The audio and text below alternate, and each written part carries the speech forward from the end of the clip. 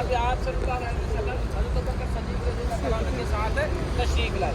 ایسا ہے جہاں پہ ہم کھڑے ہوئے ہیں یہاں سے اس پہاڑ کی جو بلندی ہے, اس غار کی جو بلندی ہے وہ 5500 فٹ کی ہے کم و بیش. 5500 فٹ کی ہے کم و بیش. ایسے بعد یہ مکہ شریف سے 6 کلومیٹر کے فاصلے پر. اس کو بولا جاتا ہے غار ثور. ایسے بعد عربی میں ثور بیل کو بولتے ہیں, دان کو, ڈھکے کو. عربی میں بیل کو ثور بولا جاتا ہے.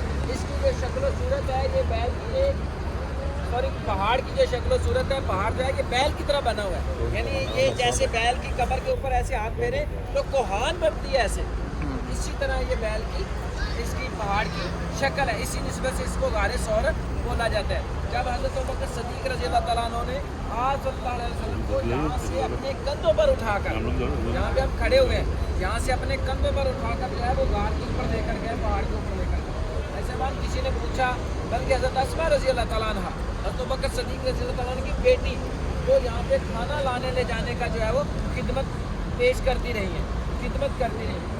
بعد میں جب حالات بہتر ہوئے تو ایک دن پوچھنے لگی کہ اے میرے پیارے بابا, یعنی حضرت ابوبکر صدیق رضی اللہ تعالیٰ عنہ سے اس نے پوچھا کہ اے میرے پیارے بابا, میں جب کھانا دے کر واپس آتی تھی تو میری اونٹنی تھک جاتی تھی. وہ جانور تھی, وہ آ کے فوراً بیٹھ جاتی تھی, تھکاوٹ اس کے جسم میں محسوس ہو جاتی تھی اس کو. لیکن میری عقل میں یہ بات نہیں سما رہی کہ آپ جو ہے بڑھاپے کی عمر میں, بڑھاپے تھا آپ کے اوپر, اور آپ صلی اللہ علیہ وسلم کو اپنے کندھوں پر اٹھا کر جو ہے وہ اتنے اونچائی پر لے گئے.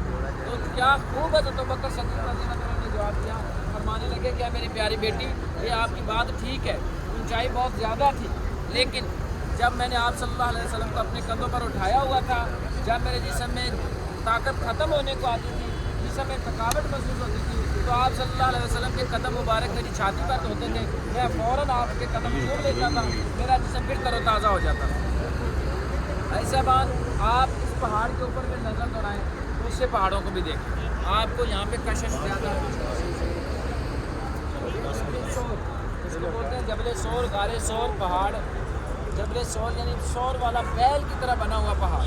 ایک دوسرا حصہ اسی غار کو کیوں منتخب کیا گیا جہاں پہ قیام کے لیے اب یہ بڑی بڑی بلڈنگز بن گئی, پہلے یہ نہیں تھی. نبی کریم صلی اللہ علیہ وسلم کے دور میں یہ نہیں تھی.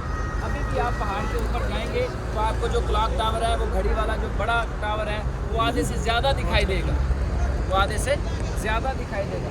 ایسا بات تب یہ ساری بلڈنگ نہیں تھی, غار کے اوپر کھڑے ہو کر, پہاڑ کے اوپر کھڑے ہو کر خانہ کعبہ کی عمارت دکھائی دیتی تھی. اسی لیے نبی کریم صلی اللہ علیہ وسلم نے اس غار کو منتخب کیا. باقی جو واقعہ میں بیان کر رہا تھا وہ انشاءاللہ ہم بس میں بیٹھ کے جو ہے پورا کر دیں گے. اب ہم دعا کریں گے. دعا کرنے کے بعد جو آپ کے لیے سب سے اہم چیز ہے وہ ایک یہ ہے کہ مسجد نمرہ پہ پانی نہیں